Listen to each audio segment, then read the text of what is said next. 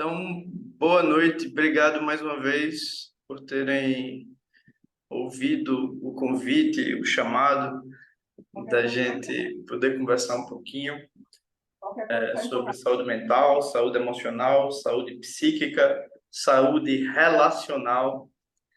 E o nosso tema de hoje é sobre os processos aditivos e os processos compulsivos.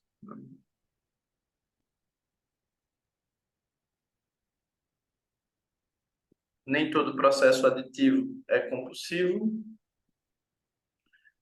e nem todo processo compulsivo. Ah, não. Nem todo processo aditivo é compulsivo, mas todo processo compulsivo é aditivo.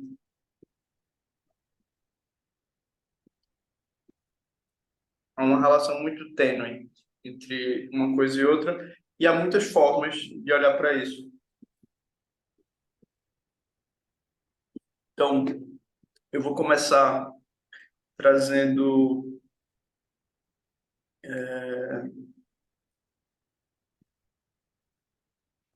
trazendo para vocês o que é que acontece no processo em que como é que surge essa instância de compulsão ou de adição, né? E o que é que, o que é que acontece a partir daí? Depois disso, eu vou tentar olhar para vocês, olhar com vocês como as nossas formas usuais, né, midiáticas, de trabalhar com esse tema não são úteis. E vou tentar trazer como abordagens científicas, eventualmente experienciais, ou mesmo eventualmente espirituais, elas têm uma grande contribuição nesse tema. Então, antes de mais nada, é importante saber que, né, embora isso ainda esteja sendo digerido pela nossa cultura, todos nós temos trauma. Todos nós temos processos de angústia ou de invasão que não foram resolvidos, que foram mais, que foram excessivos para o que o sistema nervoso podia comportar. Não existe normalidade. Não existe. A normalidade é uma convenção cultural, é uma convenção social que ajuda a criar uma certa imagem de esfera pública, de normas que valem a pena ser seguidas, às vezes por uma questão de facilidade, às vezes por uma questão de educação, de moral, mas não existe tal coisa como normalidade, porque isso significaria que haveria um sujeito ou uma pessoa que não passou pelo trauma. E tal feito não existe. Há muitas questões aí que a gente entraria pelo campo da antropologia e da história, mas eu realmente não tenho condição não tenho conhecimento para ir por aí, né? Por exemplo, houve alguma cultura ou há alguma cultura sem traumas? Né? Talvez sim, talvez, eu dizendo que não ia entrar, mas já estou entrando, né? Talvez culturas que sejam ligadas a valores, né, da terra, culturas que estão em extinção e que cada vez mais são atacadas, né? Culturas que têm uma concepção de indivíduo diferente da nossa, que não estão baseadas na associação a um eu, a uma ideia de indivíduo, de que eu tenho que fazer algo com a minha vida. Talvez culturas assim tenham outras respostas, mas como nós não é o nosso caso. O nosso caso é que esses seres de ânsia, esses seres de ansiedade que somos, de busca, de desejo, ele se confronta com a negação do seu desejo, a negação da sua necessidade muito cedo, muito precocemente. A gente não tem mais uma relação de conexão entre eu preciso e eu tenho. Eu tenho acesso ao que eu preciso, né? A começar pelo contato, primeiro o contato físico com os pais, depois o contato energético com os pais, depois o contato mental com os pais, né? Se você olhar biologicamente, nós somos muito mais parecidos com as baleias, com os macacos, né, com os furões, animais que, com os cães, acho que os cães selvagens, animais que andam em grupo e se coordenam pelo olhar e pelas interações, né? Então, há um aspecto extraordinário nosso que é a gente, desde muito cedo, é negado o acesso a a uma, a um atendimento das nossas necessidades, né? Das nossas necessidades biológicas, o que faz com que a nossa cultura ela seja um experimento. A cultura ocidental ela é um experimento, né?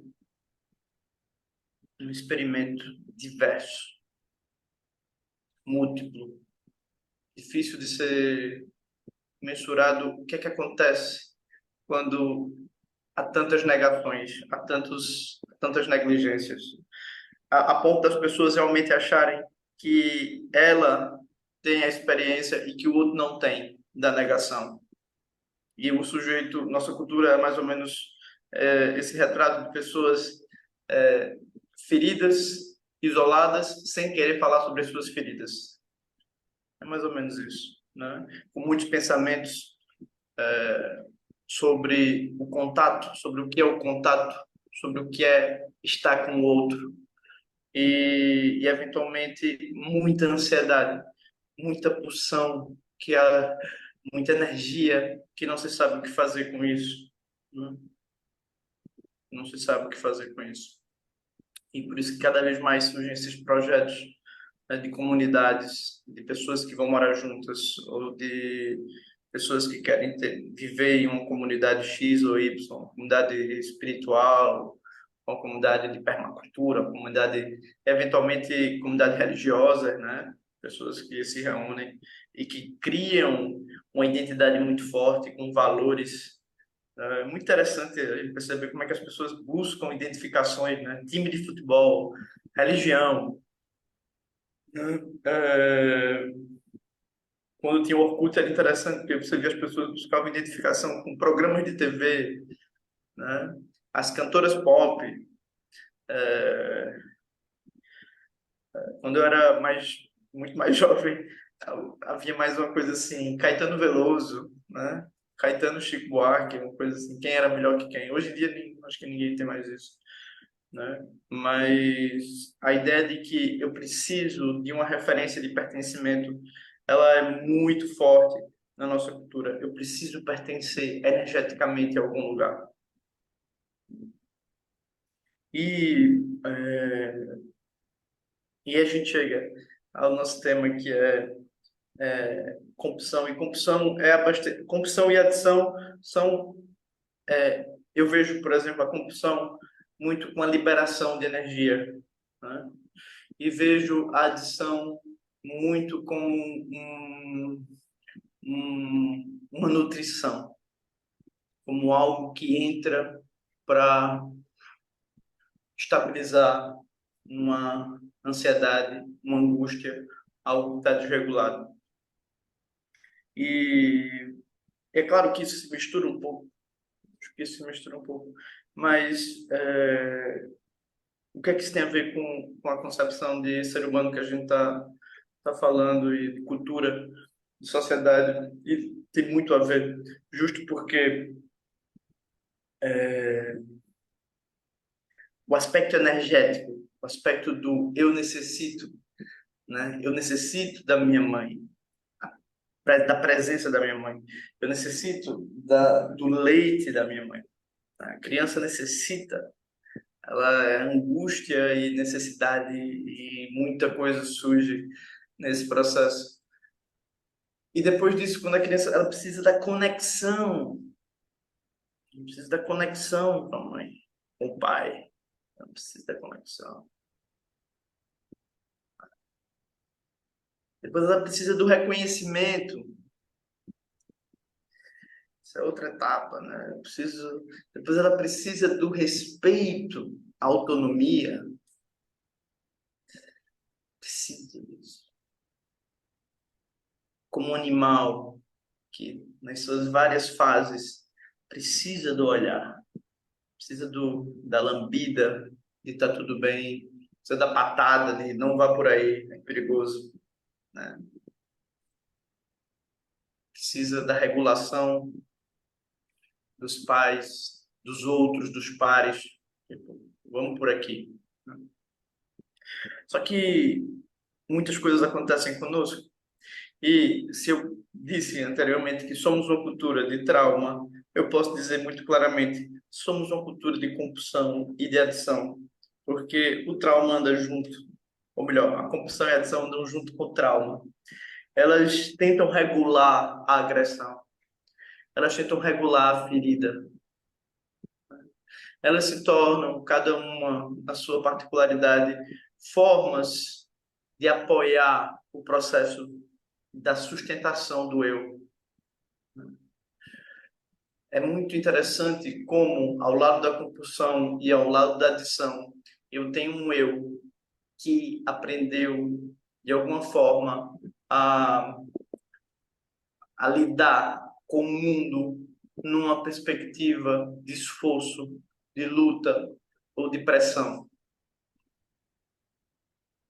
É muito curioso. Nós somos, a, a, a gente tem uma certa capacidade, né? As pessoas que sofrem processos aditivos ou processos compulsivos, elas têm uma capacidade de tolerar dificuldades, né?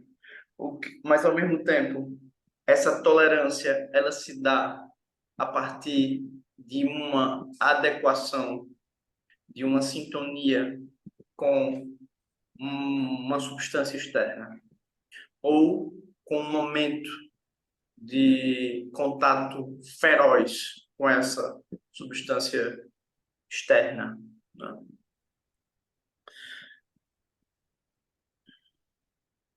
E aqui é preciso ter cuidado com isso para a gente não criar a ideia de que há um sujeito específico, de que há uma categoria específica, porque há muitas formas de olhar para isso. Por exemplo, uma pessoa que tem um transtorno de déficit de atenção, e tem um sistema nervoso engatilhado muitas vezes por causa do trauma, ela ela pode se sentir tão afetada pela pelo contato com o mundo, né?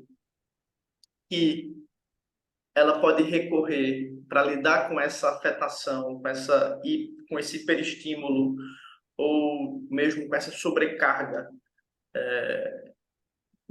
mental sobre ela mesma. Ela pode recorrer a um processo aditivo ou a um processo compulsivo. Mas nem toda pessoa que tem transtorno de déficit de atenção vai buscar isso dessa forma. Mas há uma grande correlação, né? E há também outras perspectivas sobre isso. Por exemplo, uma pessoa que teve um processo com a mãe ou com o pai muito rígido, muito duro, onde ela começou a perceber que não era possível lidar com a ânsia, por exemplo, com o desejo, que ela sentia, porque o corpo é desejo, o corpo sente necessidade, sente ânsia, né? E eu não sei se vocês já me viram falar isso, mas a ânsia que não foi bem recebida pelo mundo se torna angústia. Ela retorna à cesta, ela é um pouco como uma, um ser com a cesta buscando algo na floresta e a cesta volta vazia e aí surge a angústia, que é uma mistura de ânsia e sofrimento. E se a angústia não é reparada, facilmente surgem processos de depreciação, processos depressivos, né, de despotencialização, para tentar acalmar o corpo, de sair da zona da ânsia. E aí a depressão ajuda, a despotencialização ajuda a dizer: você não é tão importante assim, você na verdade é bem menor. E aí começa todo um processo de depreciação que é muito, muito interessante de perceber, né? Mas esse, é claro, não é o primeiro movimento do corpo. O corpo não começa com a depressão. O corpo não começa com a despotencialização. Mas ela é aprendida, às vezes ela é transmitida, nem pense nisso, ou deixa isso para lá, ou isso não é para você, ou... né? Mas voltando ao caso, uma pessoa que tem a angústia e que não quer se deprimir, ela sente a ânsia, sente o desejo, né? E ela não quer se deprimir, ou o corpo dela não quer se deprimir, ela facilmente, né, olha e vê numa substância ou numa liberação, numa possibilidade de liberação de tensão, por exemplo, com a comida, uma oportunidade de voltar para a ideia de tudo bem me conter, tudo bem me reprimir, tudo bem permanecer nessa família dessa forma, porque eu tenho apoio, porque eu tenho algo. As pessoas às vezes falam do seu objeto de adição ou de compulsão como um outro ser, como um sujeito, a comida, ou a maconha, ou a bebida, ou... né? Então, isso é muito interessante. Isso é muito interessante. Porque a gente está começando a perceber que não é necessariamente a ideia de que você não emagrece ou você não para de usar porque você não quer. Não é só isso. Não está na esfera apenas da vontade. Está na esfera psíquica daquilo que me ajudou a estar, a suportar um lugar difícil. E é claro que se esse processo de ajuda ele não é reintegrado pelo corpo, e aí eu estou chamando de corpo, até mesmo o corpo psíquico, o corpo do que eu sinto, do que eu sou, da minha capacidade de estar comigo, né? Eventualmente, e se torna, cria uma aliança na qual a minha primeira busca de afinidade é o objeto externo, é o outro, né?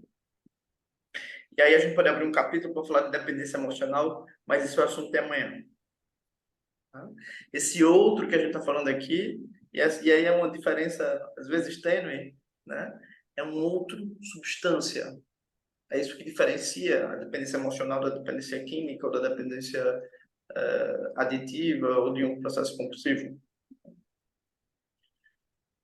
Essa substância, o meu cérebro, se a gente for usar uma perspectiva neurocientífica, meu cérebro descobriu que ele só consegue lidar com a vida, com o jogo do eu que está formulado na minha estrutura que vem à frente. Ele só consegue estar na vida se esta substância, ou se esse momento de liberação, que é a compulsão, estiver presente. E aí, não é exagero dizer que o primeiro relacionamento, se a gente não trabalha esse tema, o primeiro relacionamento da pessoa, ou um dos relacionamentos mais importantes dela, se torna com a substância, se torna com o processo compulsivo.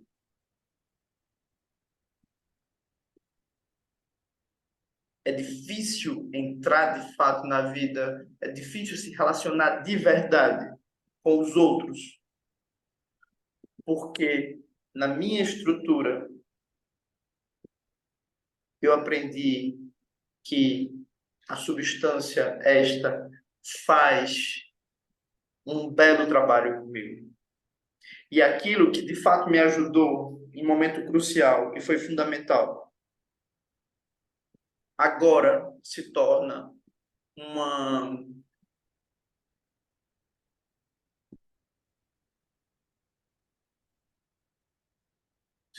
casa que eu entro muitas vezes e que eu não sei mais não entrar para falar de mim ou para olhar para mim.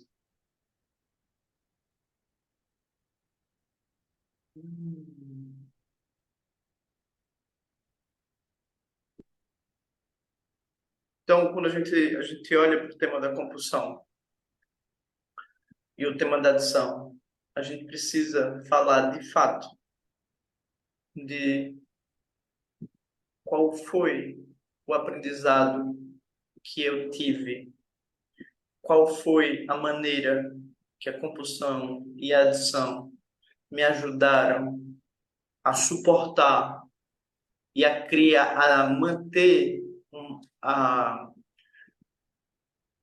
possibilitar uma sobrevivência, uma sobrevivência em um contexto muito difícil, muito duro. E aí a pergunta que surge também é: o quão desse contexto duro eu ainda acredito que está presente na minha vida? O quão desse contexto duro eu ainda busco como uma forma de identificação comigo, de dizer, eu sou isto, minha vida é isto. Eu estou em casa na negação do meu desejo.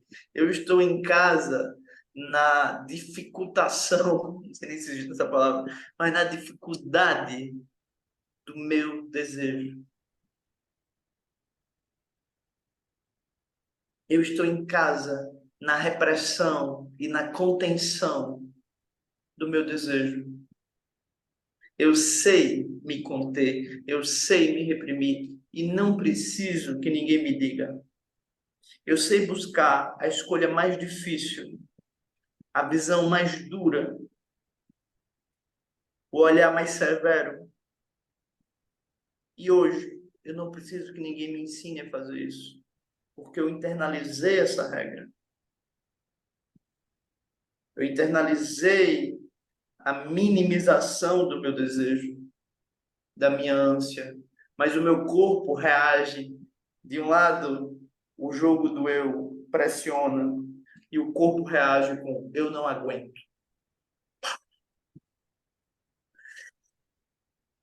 Toda compulsão e toda adição é, né?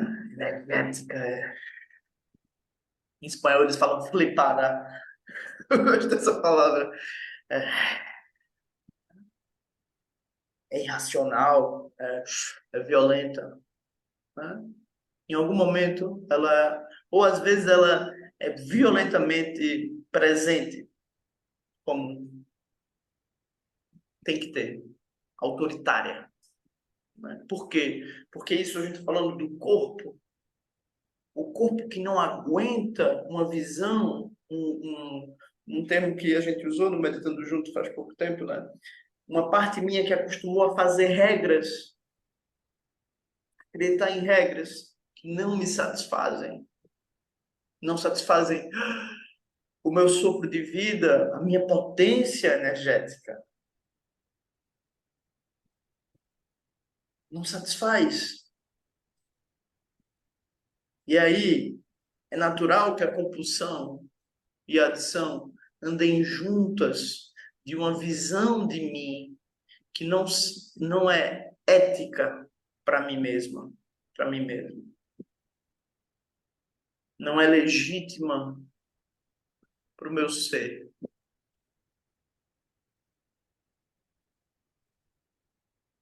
Uma visão de mim que é dura comigo, que me tira muita coisa.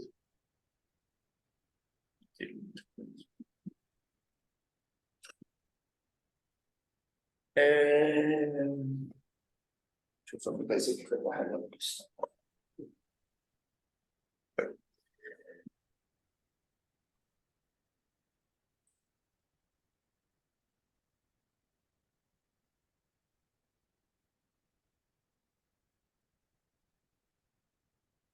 Então, o trabalho, trabalhar com adição e trabalhar com compulsão, parte do trabalho é químico, parte do trabalho é químico, parte do trabalho é hormonal, mas muito do trabalho é perguntar quem é este que conduz a sua vida? Que visão é essa que você tem de você? Para, de alguma forma, buscar uma racionalidade, buscar uma forma de manejo da vida que seja mais carinhosa, que seja mais gentil comigo. Porque a forma que eu internalizei é uma forma repressora, é uma forma que me nega algo. Ah, mas por que que eu fiz isso? Por amor, bebê. Você fez isso por amor. Você fez isso para pertencer. E aí eu volto com vocês para aquilo que a gente falou no começo. Você fez isso para pertencer a papai, pertencer a mamãe, pertencer ao mundo. Então você se tirou, você se aprendeu a se arrancar, você aprendeu a se machucar, a se... Mamãe não gostaria de você se você não se arrancasse, não aprendesse a se machucar, a se conter. Papai tampouco. E nem o pai de papai, e nem a mãe de mamãe, e nem o papai de papai, e nem o seu vizinho, e nem ninguém, porque a gente vive essa cultura.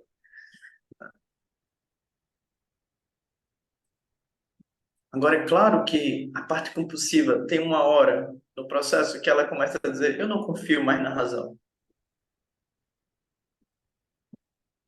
E ela toma o controle. E isso é difícil, porque a parte compulsiva é corpo selvagem. Ela é um bicho, um cavalo que quer viver e não quer mais abrir mão de nada. A parte aditiva também. E não adianta você chegar para essa parte e dizer: olha, eu não quero que você esteja mais aqui, porque algumas pessoas citam isso.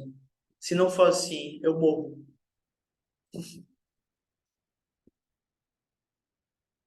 Por que que elas morrem? Elas não morrem de verdade, mas algumas sim, mas a sensação de que eu vou morrer é porque quando eu olho para mim, eu só encontro concreto, eu só encontro dureza e não consigo descobrir o contato mais profundo com com a presença amorosa, com a presença afetiva, o meu impacto afetivo na vida das pessoas, a minha troca afetiva que está presente em qualquer lugar, em qualquer momento.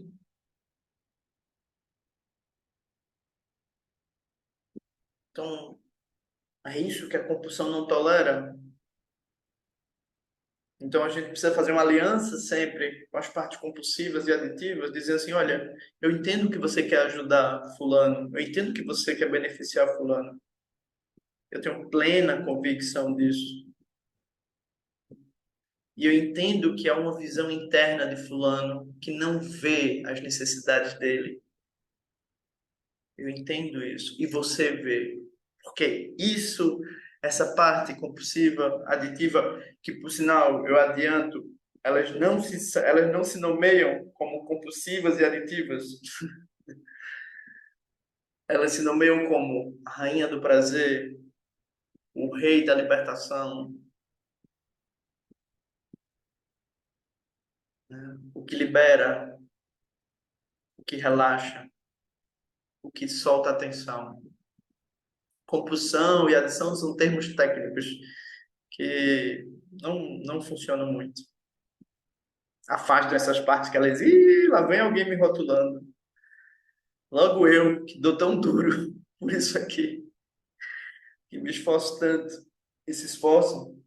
Só que o nosso ponto é conversar com essas partes para perguntar: ei,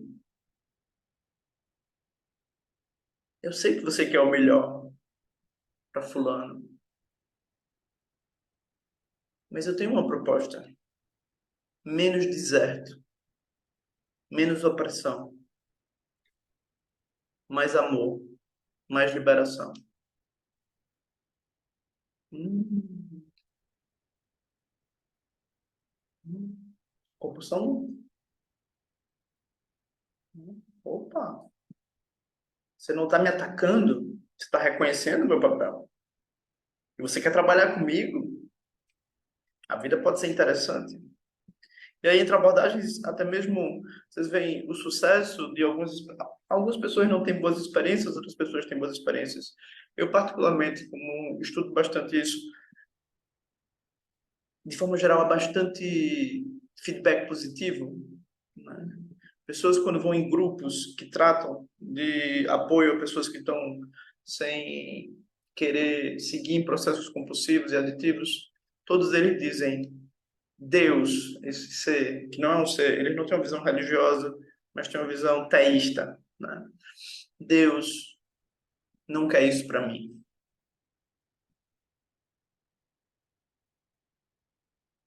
Deus tem um projeto bom para mim. E veja que interessante, é emocionante, porque dizer que Deus tem um projeto bom para mim, quando meu pai não teve um projeto bom para mim, minha mãe não teve um projeto bom para mim, ou teve um projeto bom com muita dureza, teve um projeto bom com muita desregulação, mas dizer que há um ser que tem um projeto bom para mim, um ser cósmico, né, que tem um projeto bom para mim. Como isso é refrescante. Isso volta para a ideia de matilha, para a ideia de eu faço parte de um todo. Isso me leva para um lugar de pertencimento muito, muito, muito crucial. E não é à toa que as pessoas se reúnem em atividades religiosas.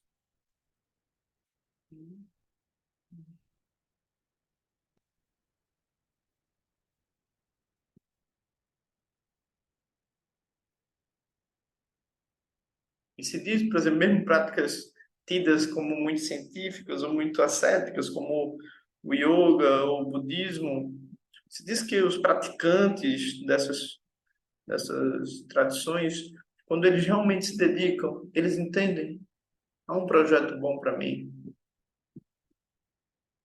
Eles só não chamar de Deus, mas eles entram em contato com a carícia, que é a gentileza comigo. Há quanto tempo eu venho me machucando, eu venho me negando, me contraindo.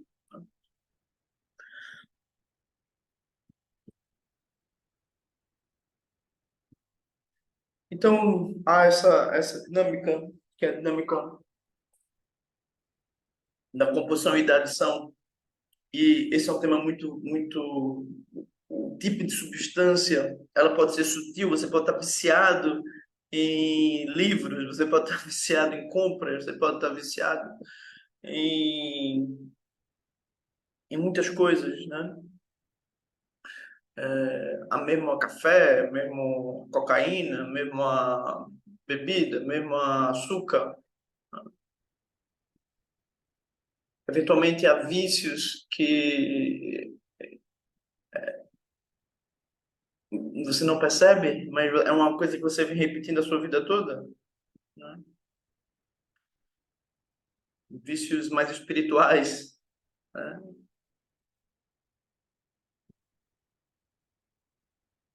Então, isso tudo são maneiras do corpo de relaxar. Por exemplo, vocês quando veem aqueles cultos evangélicos, gospel, muito interessante porque você tem um pertencimento ali muito forte. São processos muito energéticos. E você tem um momento em que as pessoas começam a entrar em liberação energética. Elas se tremem, elas falam em línguas e elas entram em processos eventualmente de transe e caem no chão. Essa pessoa não necessariamente, não necessariamente porque eu não tenho subsídio científico para falar isso, mas não necessariamente ela vai ter uma visão, ela vai ter uma abordagem compulsiva ou pode regular isso de uma forma diferente, né? Talvez ela se torne compulsiva com a espiritualidade, com a religião, não sei. Uma substância mais sutil, mas que chapa, que dá, que dá um brilho, né? Então, aqui, se a gente vai falar da compulsão, a gente precisa de olhar para o sujeito e que regras esse sujeito, esse eu, que às vezes vocês vão me ver falar, o eu primário, né? Esse eu que está ligado a como o outro me vê, que imagem eu aprendi a internalizar, né? Infelizmente, hoje a gente não tem tempo para entrar nos efeitos da homofobia, do racismo, do machismo, que são muito fortes como fatores de contribuição para uma cultura, na nossa cultura, que é uma cultura dita compulsiva, né? Porque é a dita e compulsiva, porque somos seres ainda corporais e ainda com necessidades de relaxamento e de prazer e de afeto não reguladas pelo eu, pela cultura, né? Pelos outros. E quando eu digo isso, eu não estou dizendo, então a solução é a compulsão. Longe disso. A compulsão é uma alternativa que custa muito caro. A adição da nossa época custa muito caro, em vários níveis, psíquicos, econômicos, energéticos.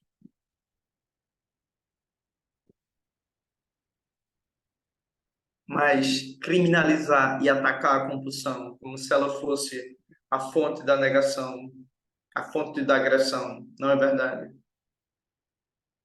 Não é justo.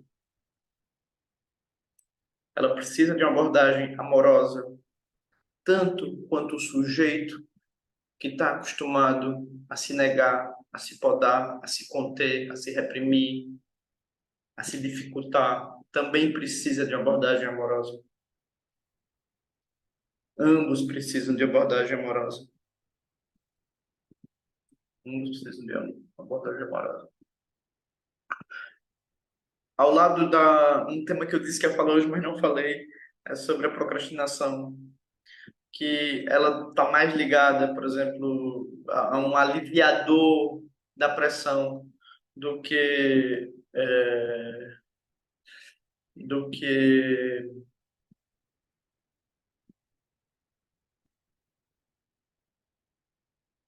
propriamente a uma compulsão, né?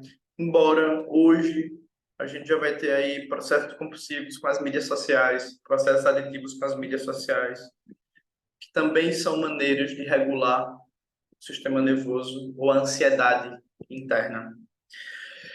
Dito isto, vamos para as perguntas. Vocês viram como eu estou animado hoje? É a Lua. Quando a Lua vira, eu viro junto com ela. Perguntas. Quando falamos em transtorno de ansiedade, como TOC, são tudo termos técnicos, tá, Alex? Necessidade de medicação seria uma forma de ajudar para atravessar esse processo? Sim, com certeza, né? Medicação, meditação, yoga, gentileza e muita liberação de energia, muito carinho com a gente, né? Muita terapia, muita forma de, como eu posso ser gentil comigo?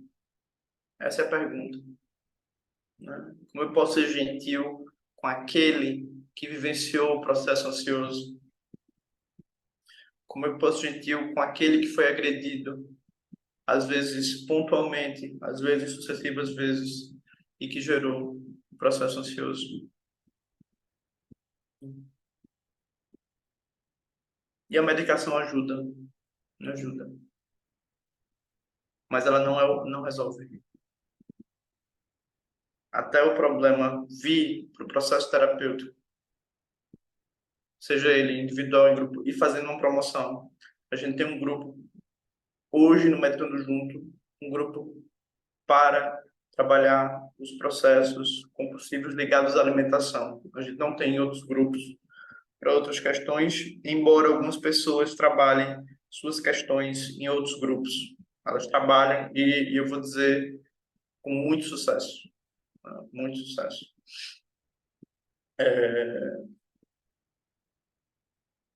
Por quê? Porque tanto a terapia individual como o processo grupal são momentos em que você treina abertura e gentileza. E você percebe o que é que acontece, como é mesmo que você aprendeu a estar com a sua mente. E isso é surpreendente. Surpreendente como a gente se machuca. Surpreendente como é interessante receber um olhar amoroso. E a gente descobre que, uau, como é ser vista com amor, como é ser visto com compaixão, né? E como é que eu faço isso comigo? Tiago, o vício é construído socialmente. Alex, tu me disse se tá certo, se é por aí, tá?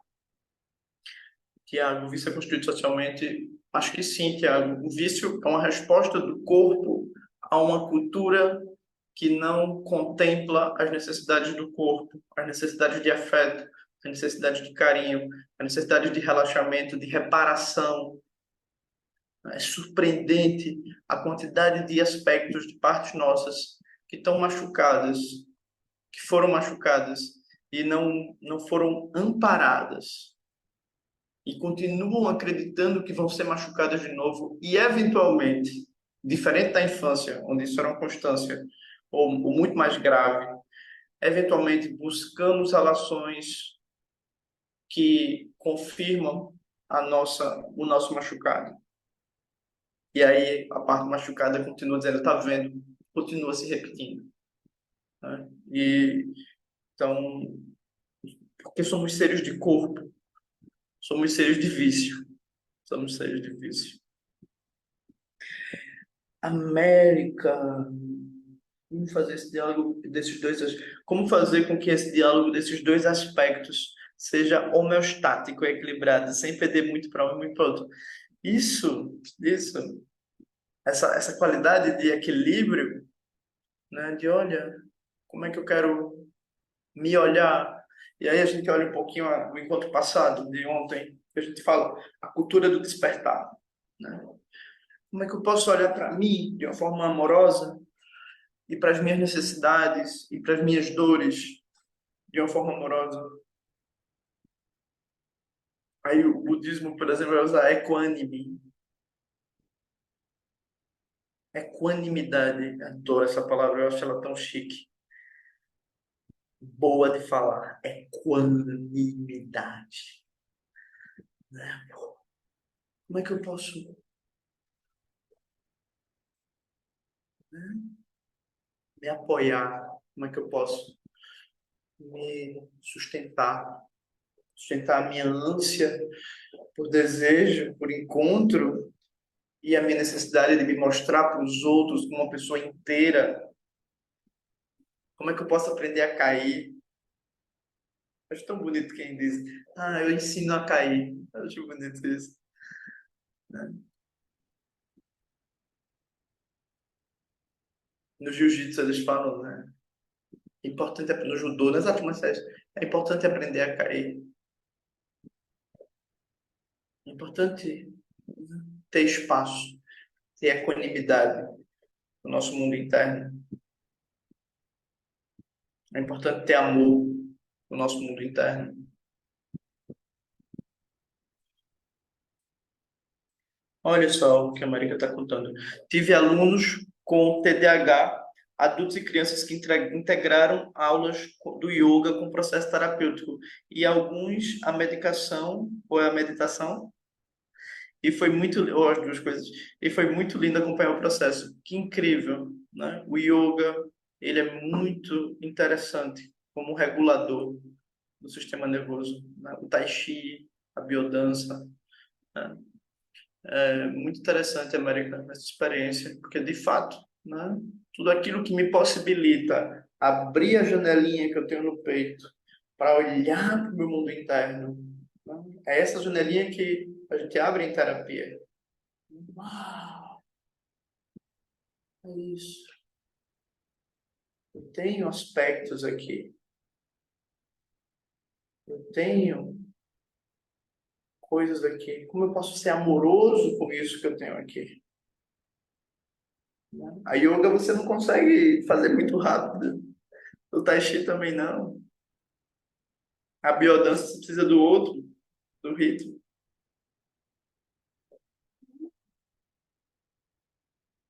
Sobre regulação, isso gera consequências hormonais, químicas, cerebrais, novos roteiros, novos mapas. E aí, nesse sentido, eu acho a medicação muito bem-vinda. Sem isso, é difícil, porque não tem aprendizado. Márcia, ontem você falou que nós somos uma pergunta aberta, ou melhor, um desejo em aberto. Sim, que o budismo, as tradições contemplativas vão olhar para a pergunta, o que somos, e a terapia vai olhar para a questão, o que é que você quer, né? A não satisfação deste desejo que somos pode ser essa ânsia, sim, que não correspondida trouxe a angústia que preenchemos com a compulsão e adição. Sim, sim, é exatamente isso. Exatamente isso, Márcia. Exatamente isso. É esse lugar, né? Que, que é esse desejo que eu não cumpro,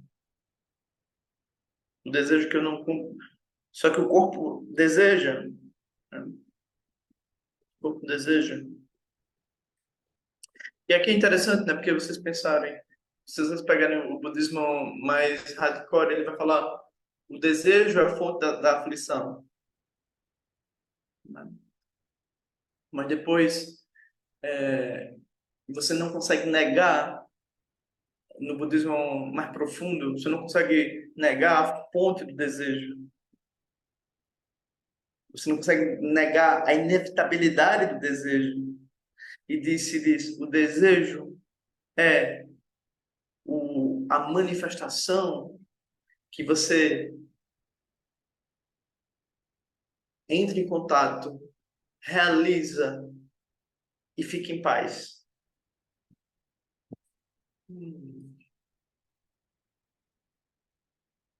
O desejo é apenas uma manifestação da sua expressão. Só que como na nossa cultura, e aí veja que interessante, eu não consigo realizar o desejo, a minha identificação é com aquele que não realiza, é com aquele que não consegue expressar o desejo, é aquele que aprende a se despotencializar, a se reprimir, a se cindir, a se separar do corpo.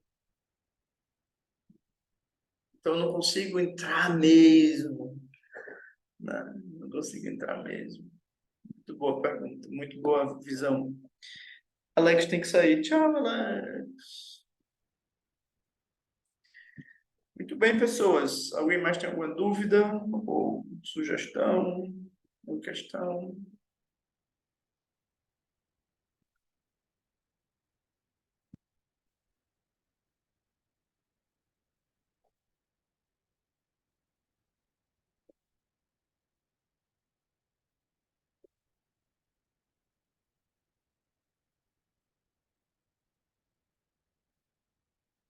Não, terminamos. Vocês estão podendo abrir o microfone, então, né?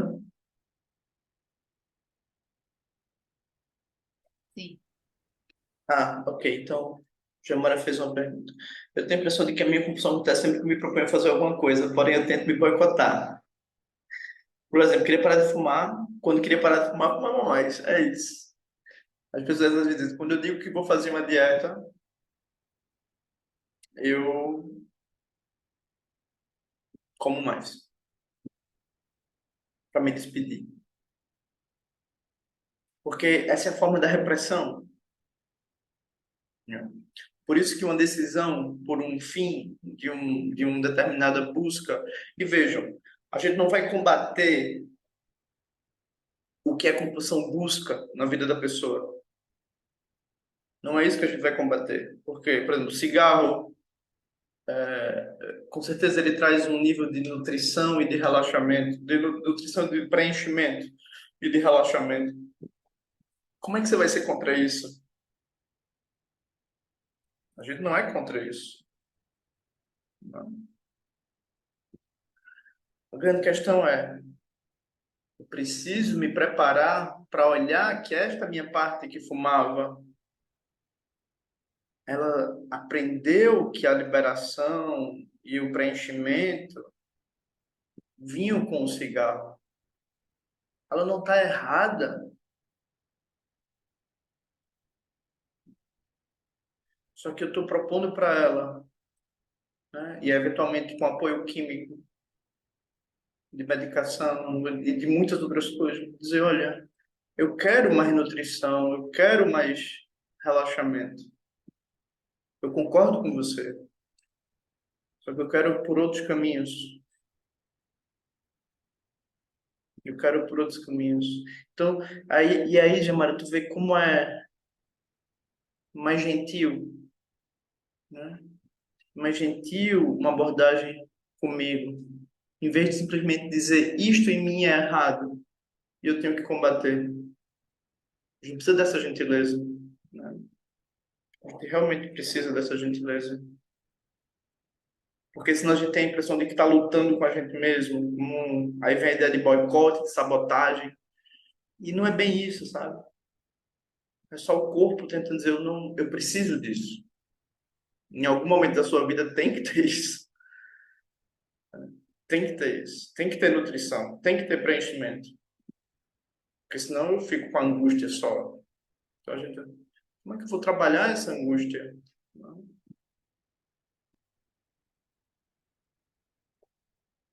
Obrigado. Márcia. Ah, América. E o selfie nesse rolê todo? Qual selfie? Porque tem muitas visões de selfie. Qual visão de selfie tu tá trazendo, América? De Jung. Eu não sou do Jung. Eu adoro Jung, mas não sou junguiano. Já li muita coisa dele, mas não me atrevo a dizer que sou junguiano, né?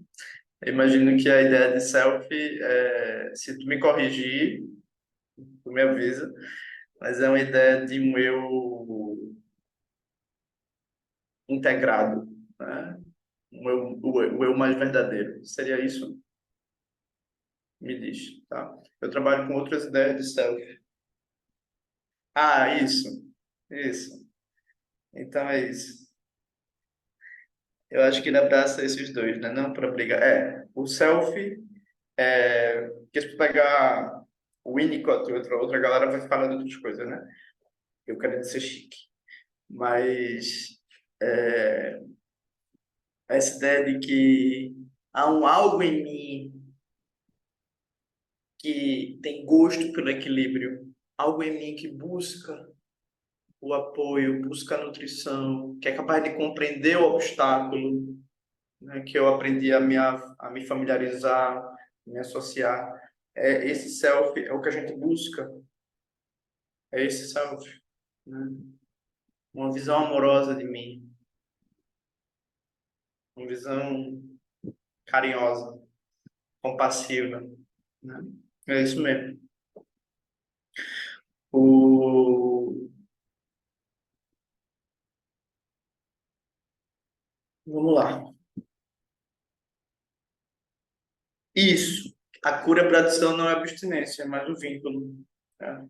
Primeiro é o vínculo. Sem vínculo, sem nutrição, a abstinência não funciona.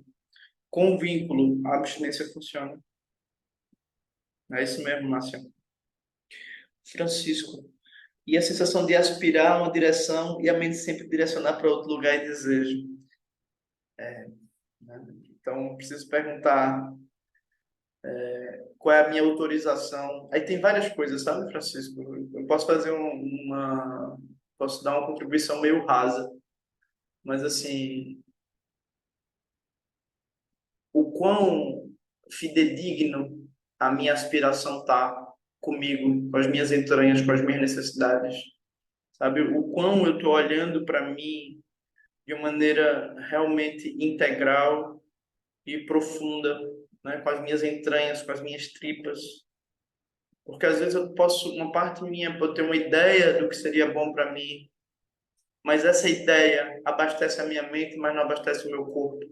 Abastece a minha idealização, o meu sonho, o meu projeto, mas não abastece o meu abdômen, o meu sexo, a minha. E aí dá essa impressão de que a mente está para um lado e o corpo dá para o outro, tá? Mas essa é uma visão grosseira. A gente precisaria entender mais, saber se isso se aplica a ti ou não. Tu me avisa.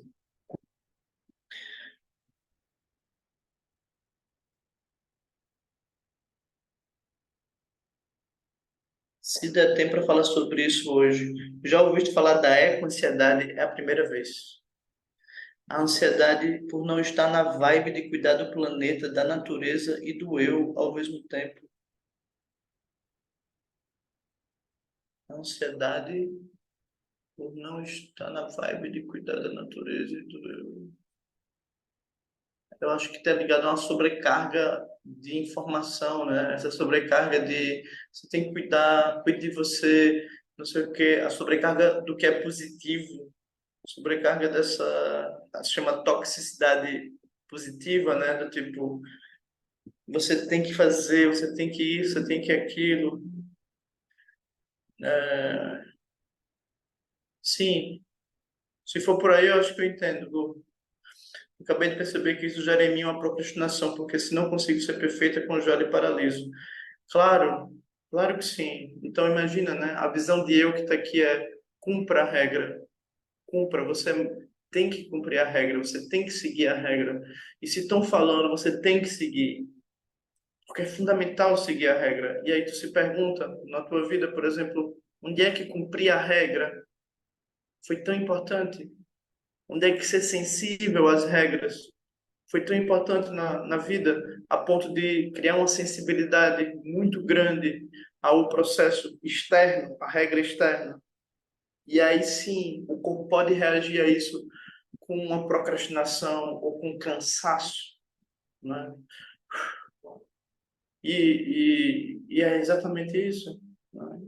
Porque uma parte minha aprendeu a ser tão sensível a seguir a regra, porque seguir as regras me levarem para outro lugar, né?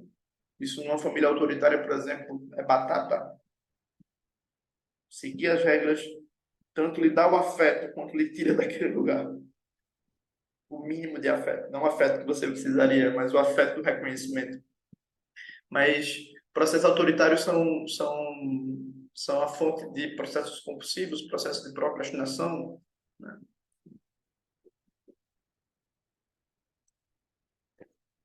Isso e de toda a psicossomática, né? De toda a psicossomática. Hum, é por aí, Lu. Francisco também, me diga se eu não vejo o rostinho de vocês, eu não sei. Se é por aí que vocês estão propondo.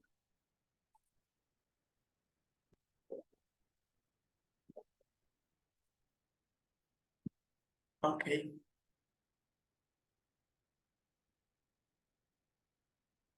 Ah, é, América.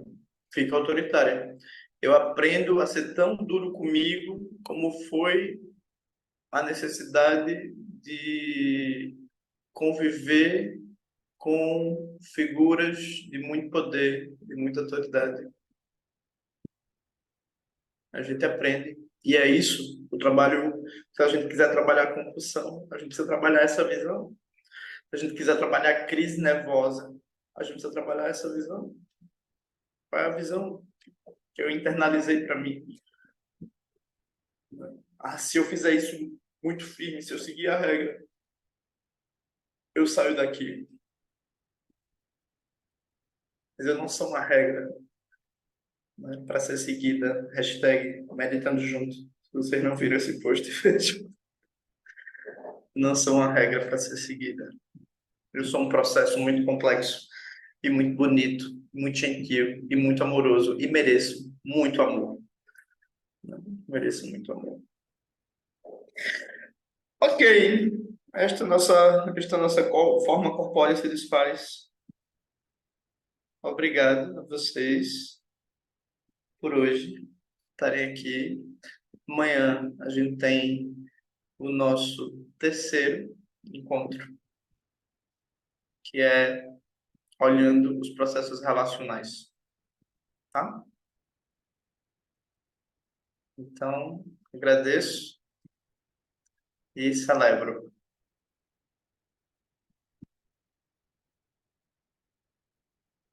Olha só, pessoas que já fizeram retiros juntas. Muito bom. Ok. Então, até já. Até amanhã para quem tiver. A gravação deve ir amanhã, de ontem deve ir amanhã. Deve estar lá no site. Tá? Beijos, abraços. Beijos.